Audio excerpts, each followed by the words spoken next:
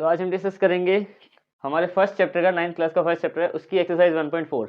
देखो इसकी एक एक्सरसाइज डिलीट हो गई, जो पहले 1.4 थे उसमें सिर्फ 2 क्वेश्चन थे, वो वाली एक्सरसाइज को डिलीट कर दिया। अब जो 1.5 है उसको हम एज अ 1.4 पढ़ेंगे, ठीक है। तो पहला क्वेश्चन क्या है कि क्लासीफाई द फॉलोइंग। हमें इनमें जितने भी सारे नंबर रखे इसमें से देखना है कि कौन से रैशनल हैं और कौन से इरेशनल हैं। बस छोटा सा काम है, वही समझ रहे हैं। तो सबसे पहले देखो एक बेसिक सा तुम्हें मैं थ्योरी बता देता हूँ जो तुम्हारे काम आएगी इसको सोल्व करने में। देखो अगर मान लो अगर हम एक रैशनल नंबर को प्लस करते हैं इरेशनल के साथ तो इरेशनल आता है, ठीक है। अगर एक रैशनल नंबर है उसको इरेशनल से प्लस करेंगे तो इरेशनल आएगा, ठीक है। चारों में प्रॉपर्टी सेम रहेगी। अगर एक रैशनल में हम माइनस करेंगे इरेशनल को तो भी इरेशनल ही आएगा।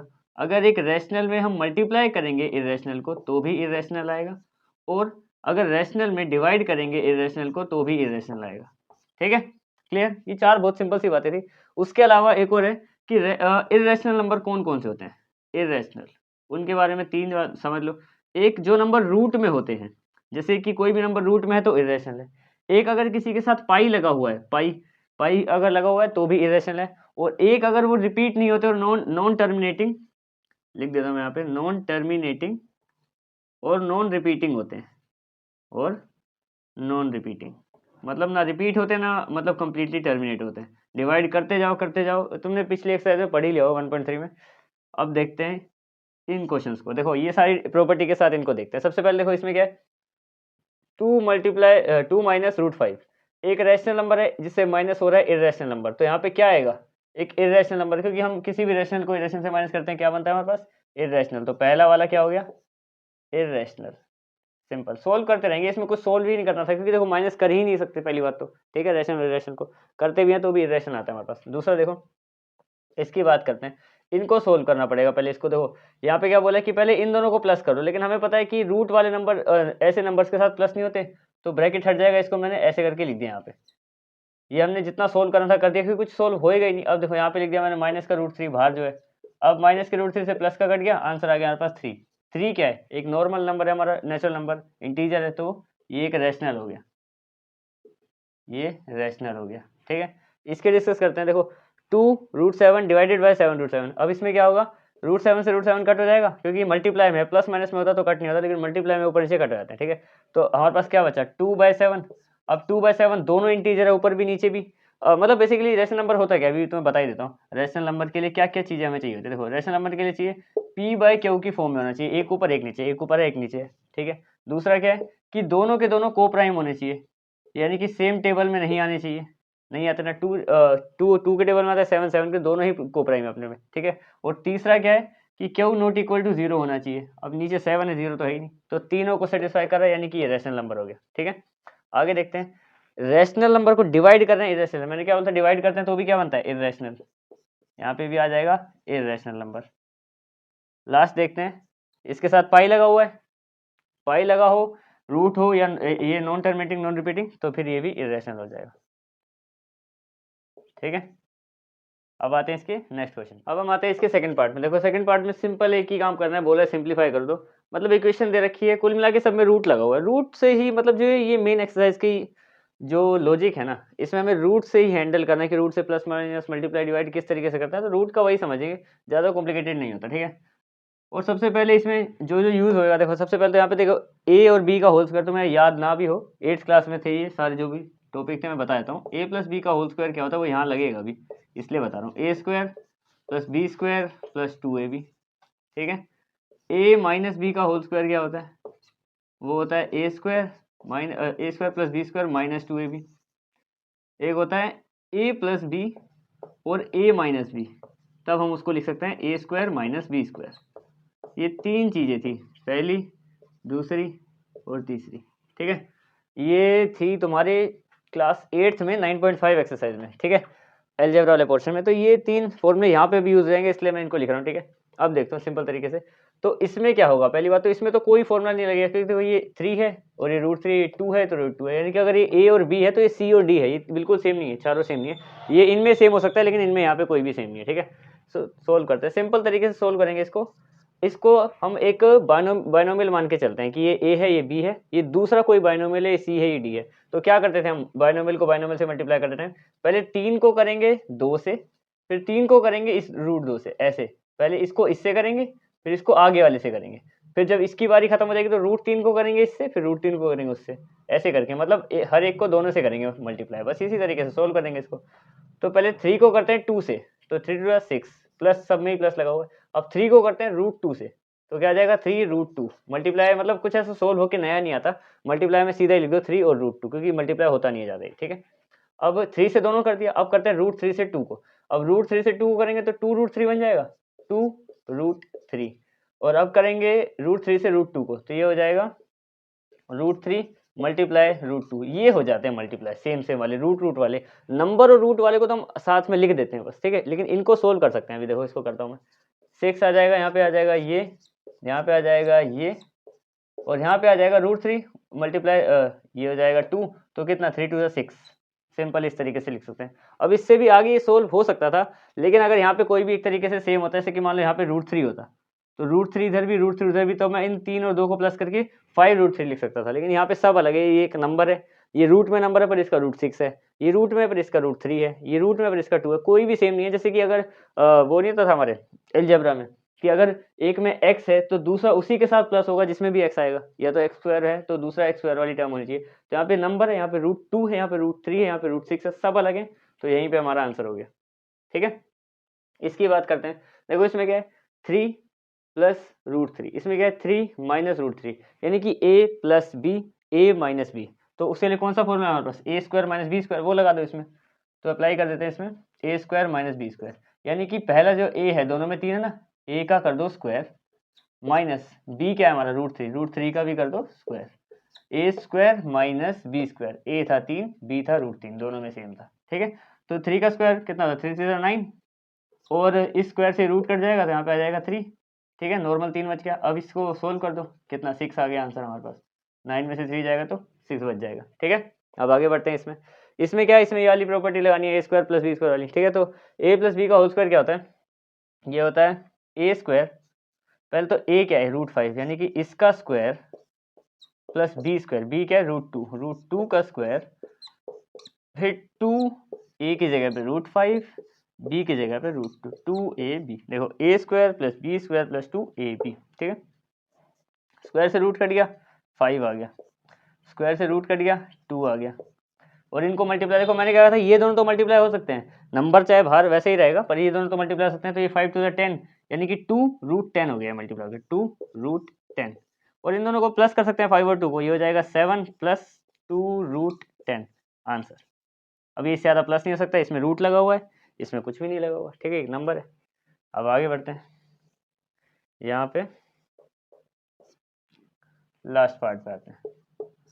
इसमें क्या है √5 माइनस √2, √5 प्लस √2, यानी कि वही सेम a² माइनस नहीं a plus B, a minus B, ठीक है, a plus B, a minus B same है, a और b, तो यही लगा दो a² माइनस b², यानी कि √5 का स्क्वायर माइनस √2 का स्क्वायर, क्योंकि √5 हमारा a है, √2 हमारा b है, स्क्वायर से कट गया रूट, स्क्वायर से कट गया रूट, यहाँ पे हो जाएगा 5 माइनस 2 इक्वल टू 3 आ गया, ठीक है।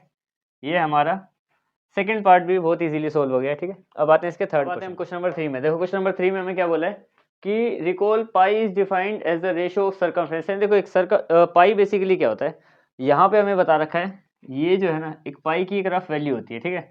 असल में यहाँ पे मैं सॉल्यूशन में सोल्व करना है, इसमें बस कंक्लूजन देना है, ऐसा कुछ सोल्व नहीं करना क्वेश्चन की तरह, इसमें बस हमें कंक्लूजन देना है कि जो पाई है सर्कमफ्रेंस बाय डायमीटर होता है। जैसे कि पाई को हम यूज करते हैं, पाई को अभी तक हमने क्या यूज किया है, पाई हम ये लेके चलते हैं 22/7, ठीक है। कहने का मतलब ये है कि जब 22/7 एक रैशनल नंबर है, देखो 22/7 दोनों सेम टेबल में नहीं आते, 22 2 × 11 7 1 × 7, इसका प्राइम फैक्टर बता रहा हूँ मैं, ठीक है। तो 2 और 11 यानी कि बेसिकली 2 11 और ये 1 और 7, तो दोनों के दोनों एक तरीके से इंटीजर है, ठीक है। p/q की फॉर्म में ऊपर नीचे, q नॉट इक्वल टू 0 है, दोनों को प्राइम है, फिर भी ये इर्रेशनल नंबर क्यों है, ठीक है। पाई की वैल्यू ये जो है ना, असल में ये क्या है कि एक रफ वैल्यू है, ये एक रफ वैल्यू है, मतलब जो पाई की रियल वैल्यू थी ना वो बहुत ज़्यादा कॉम्प्लिकेटेड थी, और वो एक ऐसी एक्चुअल जो वैल्यू थी इसकी वो थी नॉन टर्मिनेटिंग नॉन रिकरिंग या फिर नॉन टर्मिनेटिंग नॉन रिपीटिंग वाली थी। इसलिए हम पाई को इरेशनल कंसीडर करते हैं। लेकिन देखो जो क्वेश्चंस को सोल्व करने के लिए अब हमें सर्कल में पाई चाहिए, पाई की वैल्यू निकालने के लिए, देखो सर्कल का एरिया निकालने के लिए पाई चाहिए होता है, लेकिन उसकी वैल्यू कैसी है, वो है नॉन टर्मिनेटिंग नॉन रिपीटिंग। तो फिर अगर ऐसे क्वेश्चन हम सोल्व करेंगे तो कभी भी कोई क्वेश्चन सोल्व नहीं पाएगा। तो ये एक ना रफ वैल्यू कंसीडर करी गई थी कि ये यूज कर ली जाए, इससे एरिया निकालने में आसानी हो रही थी। लेकिन असल में जो पाई की वैल्यू है, यहाँ पे मैं रीजन लिख देता हूँ कि देखो पाई बेसिकली हमें दिखने में रैशनल लगता है, पर फिर भी उसको इरेशनल क्यों बोलते हैं, because 22/7 is a rough value of pi. Its actual value is non-terminating and non-repeating या recurring कह सकते हैं। So pi is irrational। ये जो 22/7 है ये बस क्वेश्चंस को सोल्व करने के लिए हम यूज करते हैं, लेकिन असल में जो वैल्यू है वो नॉन टर्मिनेटिंग और नॉन रिपीटिंग वाली है, इसलिए जो पाई है वो इरेशनल है। ठीक है, तो ये बस हमें थोड़ा एक्सप्लेन करना था, मैं तुम्हें एक्सप्लेन कर दिया। ठीक है, अब आते हैं क्वेश्चन नंबर 4 में। देखो क्वेश्चन नंबर 4 थोड़ा सा अलग क्वेश्चन है। इसमें क्या बोला है कि रिप्रेजेंट नंबर लाइन पे, देखो नंबर लाइन पे हम रिप्रेजेंट करते हैं नंबर्स को, 5 को करते हैं, 10 को करते हैं, या फिर फ्रैक्शंस को भी कर देते हैं हम। ठीक है, लेकिन इसमें क्या बोला है, रूट वाले नंबर को करना है, वो भी रूट 9.3। रूट 9 होता तो उसको हम 3 बना के सीधा 3 को कर सकते थे, लेकिन 9.3 यानी कि इसी को ही करना है पूरा नंबर लाइन पे। पर अब देखो करेंगे कैसे। देखो इस क्वेश्चन को सोल्व करने के लिए तुम्हें स्केल प्रकार वगैरह चाहिए होगा, वो सब लेके बैठना, मैं डायरेक्ट करके दिखाऊंगा तुम्हें और स्टेप्स बता दूंगा कि करना किस तरीके से होता है। ठीक है, सॉल्यूशन सोल्व करते हैं, स्टार्ट करते हैं। देखो अब देखो सबसे पहले क्या करना है तुम्हें, 9.3 जितना भी है हमारे पास, यहाँ पे ये बोलना है कि 9.3 है, इसको हमें नंबर लाइन में प्लॉट करना है। तो क्या करेंगे, यहाँ पे सबसे पहले कहीं से भी एक पॉइंट खींचो, यहाँ से एक लाइन खींचो। ये असल में मैंने लाइन समझ लो कितनी खींची है, 9.3 सेंटीमीटर खींची है स्केल से। एग्जैक्टली मतलब स्केल रखा, 9.3 बोला था तो ये 0 से स्टार्ट किया, 9.3 तक लेके गया यहाँ तक। तो मान लो ये मेरा एक ए पॉइंट था और ये बी पॉइंट है। तुम्हें क्या करना है, बिल्कुल क्या स्केल से लेना है। 9.3 बोला था तो 9.3, 1.2 बोला था तो 1.2, जितना बोला है उतना ही स्केल से रखो, बिल्कुल लाइन खींच दो सीधा। ठीक है, पहला काम हो गया। दूसरा, यहाँ पे तुमने 9.3 तक की लाइन खींची थी, अब यहाँ से क्या करो, यहाँ से 1 सेंटीमीटर की लाइन को एक्सटेंड कर दो, इस पॉइंट को नाम दे दो सी। यहाँ पे मैंने क्या किया, ये 1 सेंटीमीटर एक्सटेंड कर दिया, मतलब कुल मिला के क्या ये 10.3 बन गया यहाँ से लेके यहाँ तक। समझ में आया, 2 स्टेप मैंने क्या किया, एक तो जितना हमें 9.3 बोला था, जैसे ये बोला था उतना ही लाइन खींची मैंने यहाँ तक, उसको नाम दे दिया ए और बी का। ठीक है, फिर क्या किया, 1 सेंटीमीटर लाइन एक्सटेंड कर दी, यहाँ से बढ़ा दी, तो कुल मिला के कितना हो गया 10.3। अब क्या करेंगे, अब हमें ढूंढना है इसका सेंटर। देखो किसी का भी सेंटर ढूंढने के लिए तुमने पिछली क्लास में पढ़ा होगा, नहीं भी पढ़ा होगा तो मैं बताता हूँ। जैसे कि मान लो सेंटर ढूंढना है ए और सी का, ए और बी का नहीं, ए और सी का ढूंढना है। ठीक है, वैसे तो तुम उससे कर सकते हो, पर प्रकार से करोगे तो बिल्कुल एक्यूरेट आएगा आंसर। ठीक है, तो देखो सबसे पहले क्या करना है, इन दोनों का सेंटर ढूंढना है ए और सी का ना, तो क्या करो, प्रकार लो। तुम्हारे में तो इतना छोटा सा ही बना होगा ना, तो प्रकार लो, उसके हाफ से ज़्यादा खोल दो, यानी कि अगर मेरा हाफ मान लो यहाँ पे कहीं, तो मैं इतना कर खोल दूंगा। ठीक है, यहाँ से और एक आर्क लगाओ ऊपर की तरफ, तो इस तरीके से एक आर्क लगेगी। ठीक है, एक आर्क लगाओ नीचे की तरफ, मेरे में आगे पीछे भी हो सकता है, सेंटर मैं रफ बना रहा हूँ। ठीक है, तुम फेयर बनाना, एक यहाँ पे रख के फिर सेम जो प्रकार खुला हुआ है जैसे, उसको यहाँ पे रख के आर्क लगाओ, तो ये कहीं ना कहीं मीट करेंगे, ऑब्वियस सी बात है, एक यहाँ से और एक नीचे से कहीं ना कहीं मीट करेंगे। जहाँ पे दोनों मीट करेंगे उन दोनों को मिला दो, डॉटेड लाइन करके ऐसे मिला दो, ऐसे ये इस तरीके से इसको मिला दो, तो असल में ये उसका सेंटर आएगा। किसका सेंटर निकाला हमने, ए और सी का। मेरा भी काफ़ी एक्यूरेट आ ही गया वैसे। ठीक है, तो देखो सबसे पहले क्या किया था हमने, ए और बी 9.3, क्योंकि 9.3 बोला था, 9.3 सेंटीमीटर खींचा, हमें कितना ये निकालना है रूट में, वो भी 9.3 पे, तो मतलब बेसिकली क्या ये 3 पॉइंट समथिंग आएगा, तो वो निकालना है। वो कैसे करेंगे प्लॉट, ए और बी खींचा जितना उसमें बोला था, 1 सेंटीमीटर एक्सटेंड कर दिया, फिर ए और सी का सेंटर निकाला यहाँ पे रख के। अब क्या करना है, ए और सी का सेंटर निकाल दिया, अब यहाँ से यहाँ पे रखो और प्रकार रखो, एक पॉइंट यहाँ और ए पे रख दो। अब ए से सीधा ऐसे करेंगे, क्योंकि देखो ये जब इन दोनों का ये सेंटर है, तो ऑब्वियस सी बात है, अगर मैं यहाँ पे इसका प्रकार का पॉइंट रखूंगा और यहाँ पे उसको पेंसिल को रखूंगा, तो वो घूम के बिल्कुल सी पे ही आएगा। तो यानी कि मैं समझ लो एक तरीके से ऐसा प्रकार का गोला बनाऊंगा जो ए और सी को टच कर रहा है, अभी वो होएगा ही, होके ही है, क्योंकि इन दोनों का ही सेंटर होगा। अगर ये सेंटर इन दोनों का ही है, तो फिर मेरा जो बिल्कुल सेमी सर्कल बनेगा, जो आधा सर्कल बनेगा, वो एग्जैक्टली इन दोनों पे ही आएगा, ए और सी पे। ठीक है, नहीं आएगा तो तुम इसको चेक करना कि तुम्हारा ये पॉइंट सही से बना था सेंटर वाला कि नहीं, ठीक है। तो अब हमने क्या करा, लाइन खींची, 1 सेंटीमीटर एक्सटेंड किया, फिर ए सी का सेंटर निकाला, अब ए और सी को यहाँ पे ज्वाइन कर दिया। क्लियर। अब क्या करना है हमें, अब हमें बी से 90 डिग्री का एंगल खींचना है। बी से क्या करना है, देखो ध्यान से समझो, बी से 90 डिग्री का एंगल ऊपर की तरफ। तो 90 डिग्री का तुम सीधा डी से भी कर सकते हो, पर चाहो तो अब डी से ही कर लो, क्योंकि यहाँ पे तुम्हारे लिए तो इतनी सी शेप होगी। तो डी से करो, सीधा एक 90 डिग्री का एंगल आगे बढ़ाते जाओ, बढ़ाते जाओ, बढ़ाते जाओ, वहां पे रोक दो जहाँ पे ये इस सर्कल की बाउंड्री को टच करे। तो यहाँ पे हमने रोक दिया, ये 90 डिग्री का एंगल है, ये हम सीधा डी से बना रहे हैं, ठीक है, प्रकार से नहीं बना रहे अभी। हमने क्या किया, इसको ऊपर ले गए और यहाँ पे इसको रोक दिया, यहाँ पे जहाँ पे ये मीट होना था, ठीक है। अब मान लो हमने इसको यहाँ पे रोका हुआ है और इसको एक्सटेंड कर दिया। ये वाला जो एक्सटेंशन है ना, इसमें मैंने कोई 1 सेंटीमीटर नहीं लिखा, ये तुम कितना भी कर सकते हो, ठीक है। ध्यान से समझो मैंने क्या किया, यहाँ पे इसको जब ऐसे किया तो एक से यहाँ पे एक परपेंडिकुलर ड्रॉ किया, बी, इसको मान लो डी नाम दे दो, ठीक है, हमें तो नाम तो पता नहीं पड़ेगा। तो ए सी का सेंटर लिया, फिर एक आर्क लगा दी जो ए और सी को मीट करेगी, ऑब्वियस बात है उसके सेंटर से कर रहे हैं तो, ठीक है। फिर बी से हमने परपेंडिकुलर ड्रॉ किया ऊपर तक डी में, ठीक है। अब क्या करना है, जितना ये बना है ना, ये इसको ऐसे करके एक आर्क लगा दो इसी के साथ। जैसे कि मान लो ये यहाँ पे बना हुआ है, मैं ट्राई करूँ तो, रुको एक सेकेंड, ट्राई करना पड़ेगा ऐसे, हाँ, तो ऐसे करके एक आर्क लगा दो इस तरीके से। तो मेरे तो आर्क यहाँ पे मिली है, ठीक है। तुम सही से करोगे करेक्टली तो तुम्हारी और सही बनेगा, ठीक है।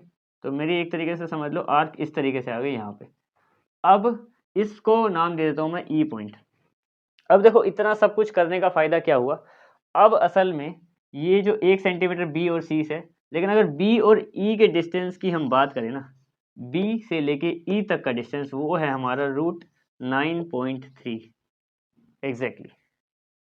ये हमारा सोल्व हो गया क्वेश्चन, ठीक है। इसकी जगह कुछ भी क्वेश्चन होता और कैसा भी होता, जैसे कि मान लो इसी क्वेश्चन को एक दोबारा से एक बार रिकैप कर लेते हैं जल्दी। देखो इसमें मान लो 5.2 बोला है, कुछ नहीं करना, 5.2 की लाइन खींची, ये 5.2 ही खींच दी, ठीक है। 1 सेंटीमीटर एक्सटेंड कर दिया, अब ये ए था, ये बी था, ये सी था, ठीक है। दोबारा सब समझ रहे हैं इसी को ही, ठीक है। 1 सेंटीमीटर एक्सटेंड कर दिया, ये बी है, थोड़ा सही से ही कर देते हैं इसको अच्छे से दोबारा। तो ये 5.2 की लाइन खींची हमने, क्योंकि 5.2 समझ लो क्वेश्चन में बोला था, ठीक है। अब इन दोनों का सेंटर ढूंढने के लिए क्या करेंगे, यहाँ पे रखेंगे, एक ऊपर आर्क लगाएंगे, एक नीचे आर्क लगाएंगे, हाफ से आधा सेंटर ढूंढना है, तुम्हें आते ही होगा। सेंटर मिल गया, किसका सेंटर निकाला, ए और सी का, फिर इन दोनों को ज्वाइन करा तो ऑब्वियस सी बात है ये और ये मिलेंगी। बी को एक्सटेंड कर दिया परपेंडिकुलर ऊपर की तरफ, यहाँ से जितना भी आगे बनेगा, अब ये वाला हिस्सा ये है हमारा √5.2, ठीक है। यही काम हमने सेम वहाँ पे भी किया, ठीक है। अब आते हैं इसके नेक्स्ट एक्सरसाइज के लास्ट क्वेश्चन पे, बिल्कुल ठीक है। देखो इस क्वेश्चन में क्या करना है, rationalise the denominator of the following. ये रेशनलाइज देखो तुम करना सीख जाओगे ना, तो ट्रिग्नोमेट्री क्लास 10th में आएगी, उसमें ये बहुत इंपॉर्टेंट है, करना ही पड़ेगा, ठीक है। तो सिंपल सा, ये ज़्यादा कुछ कॉम्प्लिकेटेड नहीं है। मतलब rationalise the denominator of the following का मतलब क्या है कि जो नीचे की साइड हमारा रूट है ना, हमें उसको रेशनलाइज करना पड़ता है हमेशा। जैसे कि कभी कभी ऐसा आंसर आता है √3/2, तो हमें इससे कोई दिक्कत नहीं होती, नीचे एक नंबर रहता है। लेकिन कभी नीचे रूट रहता है ना, तो फिर हमें उसको रेशनलाइज करना पड़ता है, ठीक है। अब इन सब के नीचे रूट लगा हुआ है, ठीक है। अब इनको रेशनलाइज करना है, बेसिकली करना क्या है, यहाँ से रूट हटा देना है। तो वो कैसे हटेगा, देखो सबसे पहले अगर मान लो कि नीचे रूट लगा हुआ है और साथ में प्लस माइनस कुछ भी नहीं लगा, तो सिंपली क्या करो, उसी को 2 बार मल्टीप्लाई में लिख दो, ऊपर भी √7 नीचे भी √7। देखो इसका मतलब क्या है, ध्यान से समझना, हमें एक्स्ट्रा चीज़ों को छेड़ना नहीं है।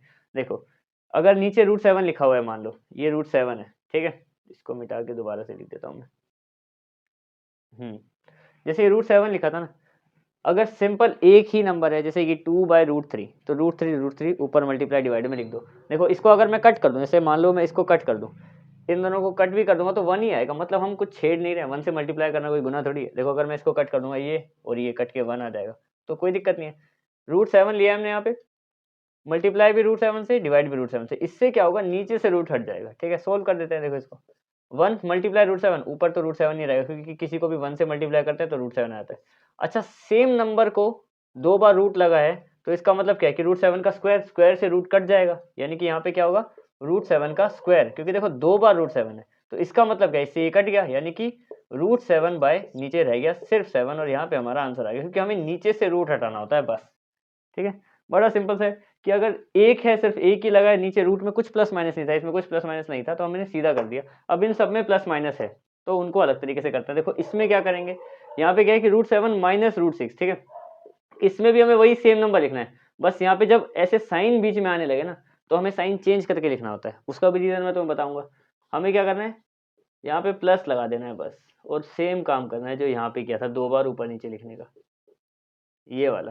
ठीक है, इससे क्या होगा, अब जरा ये समझते हैं। देखो यहाँ पे भी हमने ऊपर नीचे लिखा, यानी कि अगर मैं इसको भी कट कर दूंगा तो ये भी 1 ही बनेगा, कोई ज़्यादा चेंज तो होगा नहीं।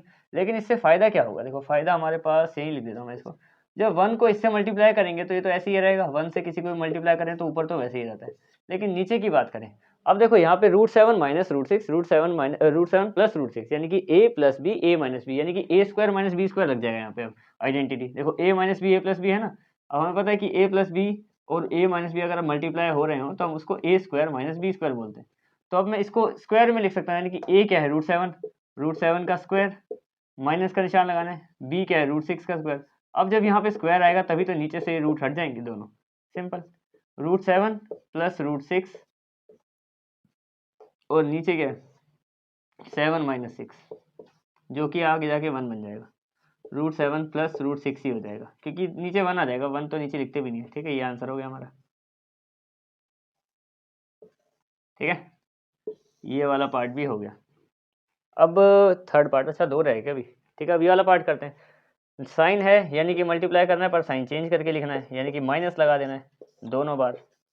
तो हम माइनस लगा देंगे ताकि फिर से a square minus B square लग सके, क्योंकि ऊपर से ऊपर रूट रहेगा, हमें कोई दिक्कत नहीं। ठीक है, तो ऊपर इसमें फिर से रहेगा 1 को जब इससे मल्टीप्लाई करेंगे तो यहाँ तो रहने वाला है, ये तो ऑब्वियस है ही। ठीक है, नीचे स्क्वायर में है तो a plus B a minus B, तो यानी a स्क्वायर यानी कि √5 का स्क्वायर माइनस बी स्क्वायर √2 का स्क्वायर। इससे कट गया, इससे कट गया, स्क्वायर से रूट कट जाता है हमेशा।